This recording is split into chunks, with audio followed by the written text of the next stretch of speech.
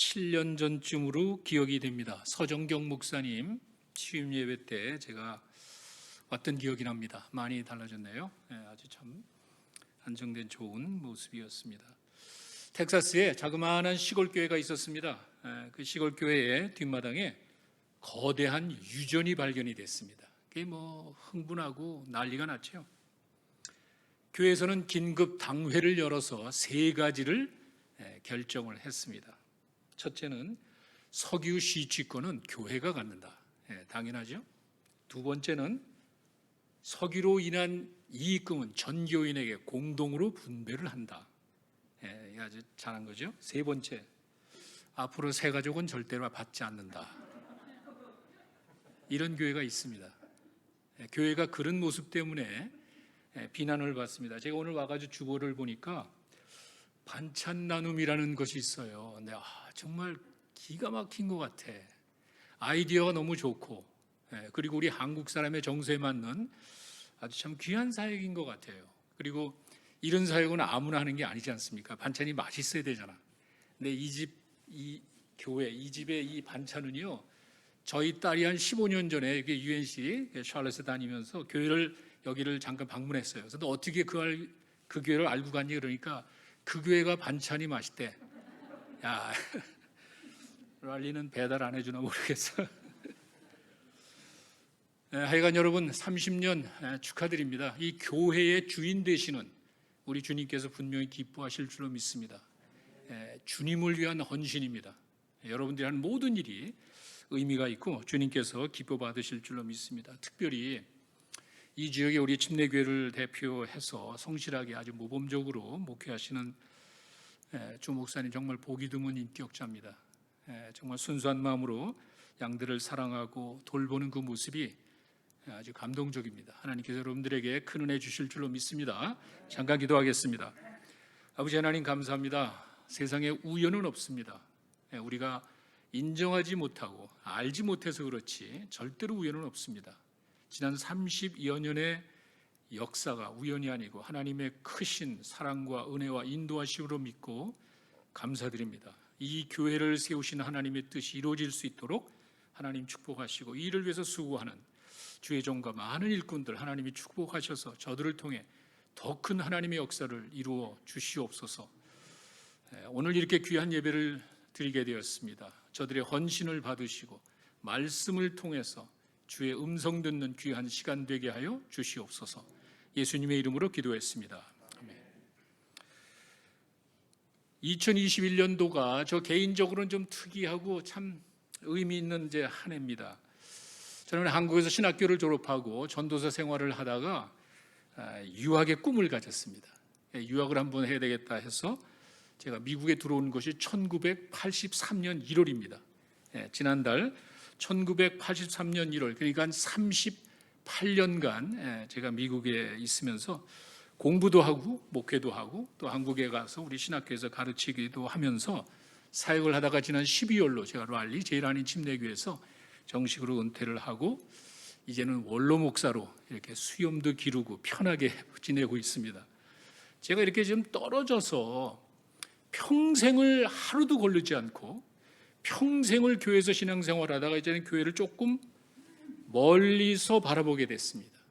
산속 깊은 데 들어가면은 그 숲의 아름다운 모습을 보지 못한다고 그러죠. 제가 정신없이 목회를 하다가 이제는 조금 떨어져서 교회를 바라보게 됐습니다. 그러면서 생각한 것이 좀 교회가 이랬으면 좋겠다. 제가 30여 년을 목회를 하면서 해왔던 그 일을 스스로 평가해 보는 겁니다. 교회가 지금 이런 모습이면 좋겠다. 만약에 제가 다른 교회를 찾는다면은, 제가 출석할 다른 교회를 찾는다면 나는 과연 어떤 교회를 갈까? 이런 생각을 하면서 오늘 이 말씀을 준비했습니다. 이제 30여 년의 역사를 통해 이제 성인이 됐습니다. 정말 이 지역에 모범적으로 목회해 나간 여러분들에게 제가 지금 이런 교회가 됐으면 좋겠다 하는 제 마음에 있었던 그 생각을 여러분과 한번 나눠보려고 합니다. 사실 요즘 교회를 바라보는 사람들의 시선이 이전 같지 않습니다. 별로 좋지 않습니다. 아주 오래전에 한국에서 등잔 밑에서 성경을 보고 교회 종소리 듣고 깨고 교회 앞마당에서 놀던 그런 신앙생활을 하셨던 분들에게는 지금의 교회 모습은 정말 많이 달라졌습니다. 뭐 여러 가지 얘기할 건 없고 그렇게 달라진 그 내용을 보면은요, 교회가 너무 폐쇄적이래. 여러분 한번 생각해 보세요. 예수님이 폐쇄적인가요? 예수님이 그렇게 아주 좁은 마음으로 선택받은 유대인들 그 사람들만을 위해서 사역하셨나요? 너무 폐쇄적이야. 너무 이기적이야. 자기들밖에 몰라. 그리고 너무 독선적이야.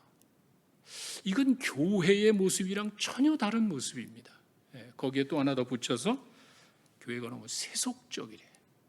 이럴 수는 없지 않습니까? 교회가 그렇게 이기적이고 폐쇄적이고 독선적이고 세속적일 수가 없죠. 하나님을 믿는 사람들인데 어떻게 그렇게 되냐는 말이에요. 뭔가 잘못된 것 같아요.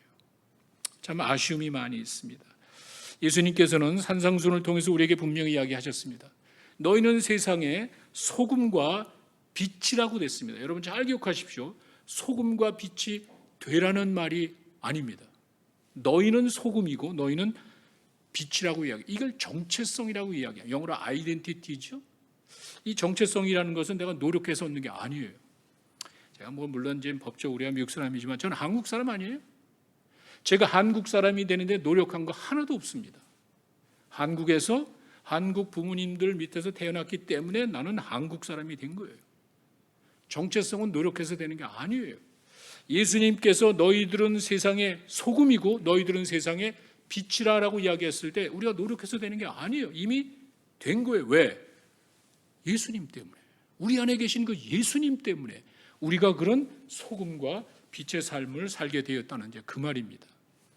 여러분 잘 아시는 갈라디아서 2장 20절을 보시면은요, 그리스도인의 삶이 무엇인지를 우리에게 설명해 주는 그냥 당연한 말씀. 이게 그리스도인의 정체성이에요. 거기 이렇게 돼 있죠. 내가 그리스도와 함께 십자가에 못 박혔나니. 무슨 말인지 아시죠? 예수님이 십자가에 돌아가신 것은 죄 때문에 돌아가신 거예요. 나도 예수님 같이 십자가에서 내 모든 죄로 인해서 이제 다 내 몸에 죽었으니 이제는 내가 사는 것이 아니라 내 안에 그리스도께서 사는 것이다. 내가 노력하는 게 아니잖아요. 잘 기억하십시오. 그리스도인의 정체성이라는 것은 인간적인 노력을 해서 성취하는 게 아니에요. 내 안에 계신 주님 때문에 여러분들이 하나님의 자녀가 되는 줄로 믿습니다. 이게 그리스도인의 정체성입니다. 우리가 그런 사람이에요. 내 안에 그리스도가 사신다고 그랬습니다. 내가 노력해서 끌어들이고 해가지고 성취해서 예수님이 내 안에 들어오신 게 아니잖아요. 우리는 그와 같은 사실을 기억하고 내 안에 사신 그 예수님을 이제는 내가 아니고 내 안에 그리스도가 사신다고 해서 그 주님을 소개하는 것, 그것을 보여주는 것이 바로 그리스도인의 삶입니다. 내 안에 계신 주님, 이것을 보여주는 거예요. 이것이 이제 우리 그리스도인의 삶인데 실제로 그렇지 않습니다. 고린도후서 5장 17절에 보면은요, 분명히 그리스도 안에 있으면 너희는 새로운 피조물이라 이렇게 돼 있습니다. 보십시오. 그리스도 안에 있으면 뭘 해서가 아니에요. 우리 그리스도인들이 잘못 생각하는 것이 바로 내가 노력해서 되는 게 아니에요. 내가 그리스도 안에 있으면 새로운 피조물이라고 그랬습니다. 이렇게 우리 그리스도인의 정체성을 성경은 분명히 이야기를 해 줍니다. 내가 새로운 피조물이 되었다는 것이 인격이 좋아진 게 아니에요. 여러분이 예수님을 믿었다고 해서 하루아침에 그 인격이 좋아지는 게 아니에요. 내 주인이 바뀐 거예요. 내가 예수님을 믿었다는 것은 이제는 내가 아니고 내 안에 그리스도가 사시 정체성이 분명해서 이제는 새로운 피조물이 됐습니다. 사실은 현실은 그렇지 않습니다. 우리가 이건 지식적으로는 압니다. 내가 예수님 믿을 때 예수님이 내 삶 속에 오셔서 나의 삶의 주인이 되셨다고는 말로는 우리가 이야기는 하지만 실제 삶은 그렇지 않습니다. 새로운 피조물이라 그래서 주인이 바뀐 건 사실인데 실제로 내 삶은 새로워지지 않았습니다. 왜 그럴까?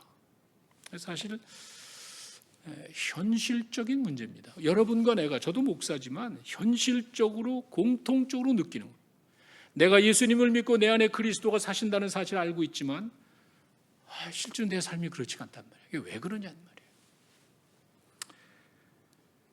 이 노스캐롤라이나 그 스모키에 가면은요, 그 이제 네이티브 아메리칸이라고 그러죠.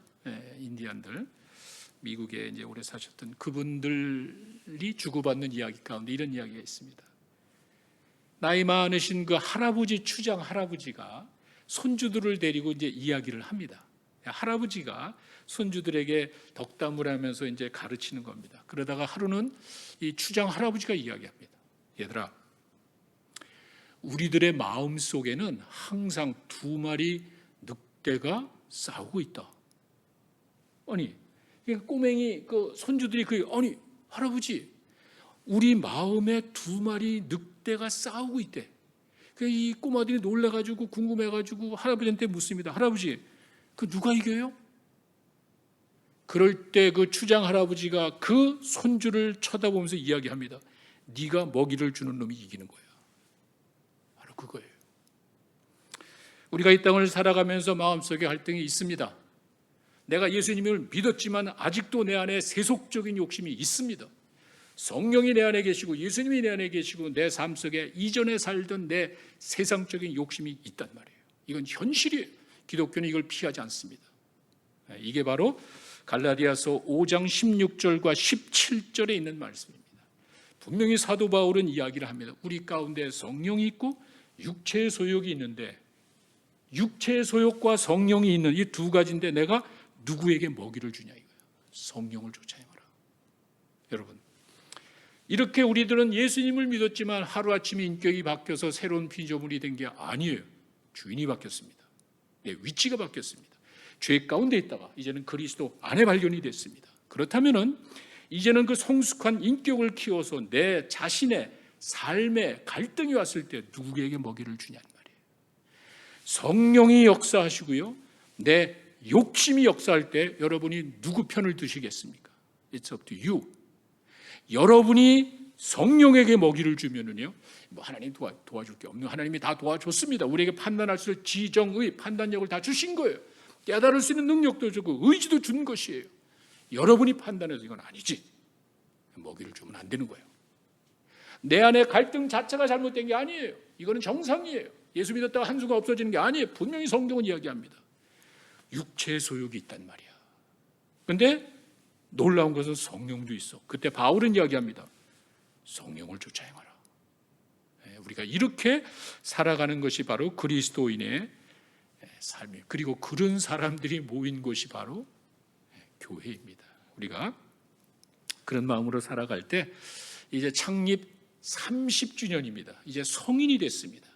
좀 성숙한 모습으로 이 교회를 이끌어갔으면 하는 마음에 제가 그 주님의 마음을 품은 교회, 이런 생각을 한번 해봤습니다. 이제 샬롯 열린교회가 주님의 마음을 품고 사역하는 그런 교회가 된다면 주님이 얼마나 기뻐하시고 사람들이 또 얼마나 참 유익할까, 이런 생각을 해봤습니다. 자, 오늘 말씀을 근거로 주님의 마음을 품은 교회는 먼저 주님의 사랑을 품은 교회를 말합니다. 주님의 마음이라는 것은 주님의 사랑을 품은 것. 오늘 본문의 말씀은요, 여러분 잘 아시죠? 부활하신 예수님께서 갈릴리 바다에서 제자들을 만나시는 장면입니다. 그 엄청난 고통을 당하시고요, 부활하셔서 극적인 모습으로 제자들에게 나타나서 제자들과 조반을 하시고 난 다음에 예수님께서 베드로에게 쓱 가서 이야기하시는 거예요. 베드로야, 너 나하고 잠깐 이야기 좀 하자. 베드로 가슴이 철렁했을 거예요. 그러더니 제자들 다 있는데 그 다른 사람을 놔두고 유독 베드로를 쑥 불러오시더니 3번 질문을 하십니다. 너 나 사랑하지? 아이, 사랑하죠. 베드로야, 너 다른 사람, 세상 거는 것보다 나를 정말 사랑하지? 아시잖아요. 답을 못하겠어. 베드로야, 네가 정말 나를 사랑하지? 근데 근심을 합니다.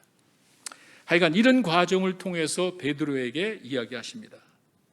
내 양을 먹여라. 내 양을 쳐라. 내 양을 먹이라는 말은 이제 가르치라는 말이죠. 이게 티칭을 이야기합니다. 그리고 치라는 말은 돌보라는 말이에요. 케어링이에요. 티칭과 케어링이 바로 목회입니다. 예수님은 목회자가 가져야 될, 아니 교회를 이끌어가는 지도자가 가져야 될 그 두 가지 중요한 사실을 이야기하는 거예요. 잘 가르치고 잘 먹여야 되는, 이걸 베드로에게 이야기하는 거예요. 양을 먹이고 돌보는 그 목회를 가지고 베드로는 고민을 합니다. 주님이 자기에게 그렇게 이야기하셨을 때 베드로가 어떤 사람인지 여러분 아시잖아요. 여러분 뭐 자세한 그 내용은 이야기를 뭐 할 건 없죠. 베드로는 주님을 사랑한다고 하지만 실패한 사람 아닙니까? 그런데 예수님은 다른 이야기 하지 아니하시고 내가 나를 사랑하지? 이것이 교회의 가장 중요한 목표가 되어야 된다는 거예요. 다른 거 묻지 않습니다. 내가 나를 사랑하지? 그러면 목회해라. 교회가 어떻게 해야 되는데, 여기서 말하는 사랑이라는 것은 여러분이 생각하는 그런 사랑이 아니에요. 성경을 통해서 여러분 제가 설명을 좀 드리자면은, 여러분 그 요한복음 13장에 가시면은 1절에 이런 말이 있습니다. 예수님께서 제자들을 사랑하시는데 끝까지 사랑했대. 여러분 성경 잘 보셔야 돼요. 그저 우리가 사람들을 사랑하지만 여러분 끝까지 사랑합니까? What does it mean? 예수님께서 제자들을 사랑하시는데 끝까지 사랑했다고 하는데 그 끝까지 사랑했다는 그 의미가 뭐냐는 말이에요. 지금 예수님은 그걸 이야기하는 거예요. 베드로야, 네가 날 사랑하지? 사랑하죠. 아시잖아요. 고민스러운 거예요. 왜? 끝까지 사랑하지 못했거든. 끝까지 사랑한다는 건 뭐냐면은 그 다음에 그 밑으로 내려가시면은 이제 13장 11절에 이런 말이 있습니다.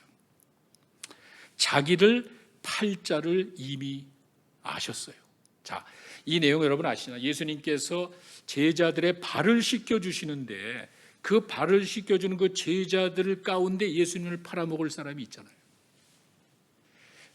내가 지금 사랑을 베풀고 내가 지금 발을 씻겨주는데 이 친구는 잠시 후에 나를 배반한단 말이야. 알면서도 발을 씻겨준 거예요. 그게 끝까지 사랑하는 거예요. 예수님이 베드로에게 내가 나를 사랑하느냐라고 이야기했을 때 예수님은 그걸 염두에 둔 거예요. 왜? 그 밑에 가시면은요, 13장 11절에 이제 자기 팔자를 안다고 이야기하셨잖아요. 그리고 난 다음에 보면은 15절에 내가 행한 것처럼 너희도 행하라, 이렇게 되는 거예요. 너희들이 사랑을 하지요. 사랑을 하지요. 그러나 정말 끝까지 사랑합니까? 다시 쉽게 이야기해요. 나를 배반할 사람 여러분 아시고 사랑합니까? 내 가슴에 못을 박은 사람 사랑하십니까? 나를 힘들게 하는 그 사람을, 나를 자꾸 어렵게 하고 나를 사기치고 나에게 어려움을 준 사람 여러분 사랑하십니까? 예수님은 그걸 좀 다 알고 사랑하는 거예요. 내가 발을 씻어주는데 요 놈이 잠시 후에는 나를 버리고 도망가. 내가 지금 발을 씻겨주는데 요 놈은 얼마 후에 나를 모른다고 부인해. 내가 그렇게 사랑하고 내가 그렇게 아끼고 내가 그렇게 기대했는데도 나를 버리고 도망가. 아시고도 사랑하신단 말이에요. 그 사랑을 말하는 거예요. 그 주님의 사랑을 품으라는 거예요. 예수님이 여기 마지막에 13장 15절에 내가 행한 것처럼 너희도 그렇게 행하라. 바로 그 말이에요. 교회가 그래야 돼. 우리가 사랑한다고 했을 때는 그 데피니션이 좀 다르죠. 내 남편이 돈 잘 벌어오고 내 아내가 이쁘고 우리 자식이 공부 잘할 때 사랑하죠.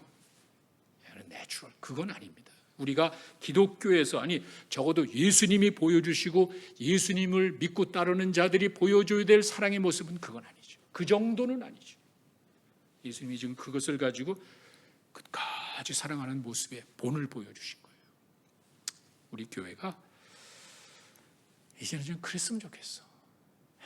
돈 많은 사람 사랑하고 지위 높은 사람 사랑하고 거기에 껍벅대고 좀 그러지 말고, 그렇게 하지 말고, 비록 나의 가슴의 못을 받고 힘들어요.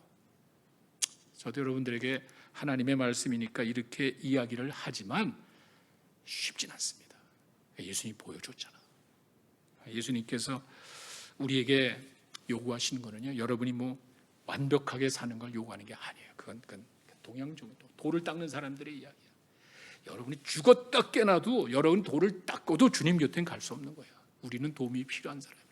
잘못을 인정하고 주님 우리에게 너희들 완벽하게 죄 없이 그냥 완벽하게 살 이게 아니에요. 내가 실수하고 베드로같이 부인도 하고 때로는 어려움이 있겠죠. 뭐 그런 거야 뭐 어쩔 수 없죠. 예수님께서 우리 그 부족함을 다 아시지만 한 가지는 할 수 있잖아. 내가 다른 노력 뭐 실수 안 하고 죄 안 지기고는 뭐 힘들지 모르지만 사랑할 수 있잖아. 그거 하라는 거예요. 끝까지 사랑하는 주님만을 내 가슴에 품고 내가 부족하고 실수하고 잘못할지라도 주님 사랑하는 마음을 가지고 살아갈 때 하나님께서는 여러분들을 축복해 주실 줄로 믿습니다. 그런 마음을 품어야 돼. 교회가 그런 교회가 돼야 돼. 사랑한다는 게 그저 세상적인 거 사랑하는 교회가 아니라 주님이 보여주신 나를 배반할 것을 알고 나를 부인하고 도망갈 것을 알면서도 사랑하시는 그 주님의 사랑을 실천하는 여러분들이 되시기를 바랍니다. 그게 주님의 사랑을 품은 교회입니다. 끝까지 사랑하시는 주님의 마음, 또 두 번째는요, 주님의 마음을 품은 교회는 주님의 용서를 품은 교회를 말합니다. 오늘 본문 15절을 보시면 조반을 먹은 후 이렇게 돼 있잖아요. 근데 그건 사실 그 앞에 21장 12절의 말씀을 이제 이야기하는 겁니다. 예수님께서 제자들을 만나신 다음에 제자들 그 바닷가에서 이렇게 이제 만나시고 난 다음에 그 위에다가 고기 생선도 굽고 떡도 굽고 하면서 제자들을 이야기하죠. 뭐 밤새 고기 잡았죠. 허탕쳤으니까 이제 와서 조반을 먹어라. 근데 여러분 이거 잘 기억하셔야 됩니다. 저희가 성경을 볼 때는요, 그거만 이렇게 보지 말고 좀 묵상을 하면서 이 텍스트는 컨텍스트를 통해서 봐야 돼. 예수님이 와서 조반을 먹어라 했을 때 그 말은요, 그저 부활하시고 난 다음에 오랜만에 며칠 지나고 난 다음에 제자들 반갑게 만나가지고 야 우리 밥 먹자가 아니에요. 지금 식사 한번 하려고 이야기하는 것이 아니에요. 이 사람들이 어떤 사람들입니까? 지금 내가 밥을 먹자고 이야기하는 그 사람들이 누굽니까? 그걸 아셔야 돼요. 단순히 식사하자 밥 먹자라고 하는 정도가 아니라 그들과의 관계를 회복해 주는 거예요. 그들과의 관계와 교제를 회복하고 이것은 이미 그들을 용서했다는 그런 말이에요. 그저 밥 먹는 게 아니에요. 왜 그렇죠? 마가복음 14장 50절에 가시면은 마가복음 14장 50절에만 이 말이 나옵니다. 제자들이 다 예수를 버리고 도망갔대. 여러분, 3년 동안 예수님이 그들의 필요한 것 다 대줬습니다. 고기 잡고 그냥 별 볼 일 없는 사람들에게 능력을 줘서 기적도 행하게 했습니다. 하나님의 말씀을 전할 수 있는 능력도 주시고 기적을 모든 것들을 다 부어줬습니다. 다 도망가잖아. 예수님이 정말 힘들 때, 예수님이 정말 도움이 필요할 때 한 명도 남겨주지 않고 남겨서 다 도망가잖아. 그것을 바라보는 예수님 마음이 어떻겠어요? 베드로는 예수님이 그 고난의 길을 가는 과정에 어떤 어린아이, 이 사람도 같이 있었어요. 무슨 소리야, 난 몰라. 아니, 이 사람도 그 갈릴리 같이 있었어요. 너 쓸 때 네가 하는 말이 뭔지도 모르겠어. 세 번째 분 예수님이 딱 뒤돌아서 눈이 마주쳤단 말이에요. 면전에서 예수님이 뒤돌아본 다음에 딱 눈이 마주치잖아. 예수님만 그랬을 거야. See, I told you. 베드로가 큰 소리 칠 때 예수님이 얘기했잖아. 넌 날 3번 부인할 거야. 그러면 신중하게 받아들여. 아닙니다. 이 사람들 다 버릴지라도 나는 버리지 않겠습니다. 다 버리고 도망갔잖아. 어떤 사람들입니까? 나를 배반하는 사람이란 말이야. 그저 반가운 제자들 만나서 식사한 게 아니에요. 못된 사람들이에요. 우리말로 배운 망덕한 사람들이고 정말 가슴에 상처를 준, 내가 믿고 모든 것을 맡겼지만 이 제자들은 거기에 대해서 조금도 보답한 게 없어요. 다 도망갔어요. 그런데 그 제자들을 만나서 예수님이 아무 이야기도 안 해. 저 같았으면 한마디 할 것 같아. 야 이놈들아, 너희들이 결정적이게 다 도망가는 거야. 먹고 배부를 때는 난리치더니 정말 예수님이 피 흘리고 고통당할 때는 그 예수님 위해서 나서는 사람 하나도 없잖아. 얼마나 야속합니까? 한마디도 안 해. 왜? 용서했거든. 여러분, 용서는 당한 사람이 하는 거예요. 당한 사람이. 용서는 내가 남에게 해를 끼치잖아요. 그건 내가 용서하는 그게 아니에요. 그 당한 사람이 새기고 그 사람이 용서를 하는 거예요. 예수님이 제자들에게 당했잖아. 버림당하고. 하여튼 그런 과정을 통해서 다시 만났을 때 예수님은 한마디도 하지 아니하시고 제자들에게 와서 밥 먹자. 밥상 공동체를 회복시켜 주신 건 뭐죠? 이미 용서했다는 거예요. 가서 살살 빌고 뭐 그게 아니라 그거 얘기 듣고 예수님께서 용서해 주신 것이 아니라 용서는 그런 게 아니에요. 예수님 우리에게 보여주신 그 용서의 모습은 그런 거 아니고 그건 사실 예수님이 그 탕자에 비유할 때 이미 아버지의 마음을 설명할 때 우리에게 이야기했습니다. 여러분 누가복음 15장 20절에서 22절에 가시면은 탕자가 돌아오는 장면이 있잖아요. 여기 잘 보시면은요. 이제 일어나서 아버지께가 아니라 아직도 거리가 먼데 아버지가 그를 보고 축구인에게 와서 목을 입고 입 맞추고 뭐 난리가 났죠. 근데 이 탕자는 이제 그다음 보면 이제 자기가 잘못 아버지 내가 하늘과 아버지께 잘못해서 이런 이야기를 막 해. 그런데 아버지는 그 얘기 듣지도 않아. 그 얘기를 들어본 다음에 저놈이 용서가 진짜인지 가짜인지 확인하고 난 다음에 용서해 준 게 아니에요.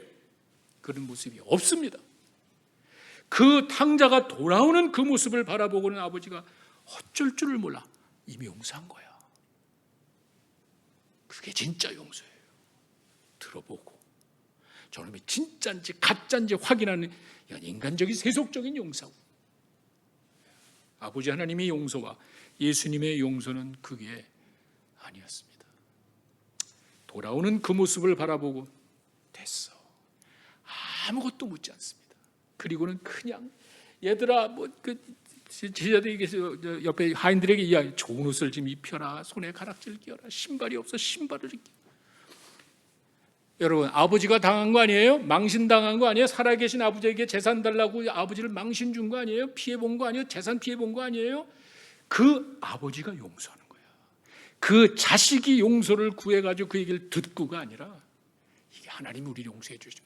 내가 하나님 앞에 용서받을 게 뭐가 있냐는 말이에요. 말로 하고 또 거짓말하고 또 죄짓고 또 실수하고 그게 아니에요. 하나님 우리를 사랑하시기 때문에 용서해 주신 줄로 믿습니다. 그 용서를 배워야 돼. 그 용서의 마음이 주님의 마음이에요. 맥스 루카도 목사님의 책에 나오는 이야기를 하고 제가 설교를 마치겠습니다. 사랑하는 남편과 두 자녀를 둔 한 여인이 있었습니다. 크리스천 가정입니다. 아주 행복하게 살았습니다. 그런데 우연한 기회에 아주 오래전에 남편의 외도 행각을 알게 됐습니다. 남편이 바람을 피웠던 것입니다. 아주 오래전 이야기입니다. 너무도 충격이고 믿기 어려운 사실입니다. 모든 것이 무너져 내리는 것 같은 그런 마음이었습니다. 남편의 입장에서는 아내에게 말하지 않는 것이 가정을 위한 것이었습니다. 입이 10개라도 할 말은 없습니다. 아내가 뭘 요구해도 할 말이 없습니다.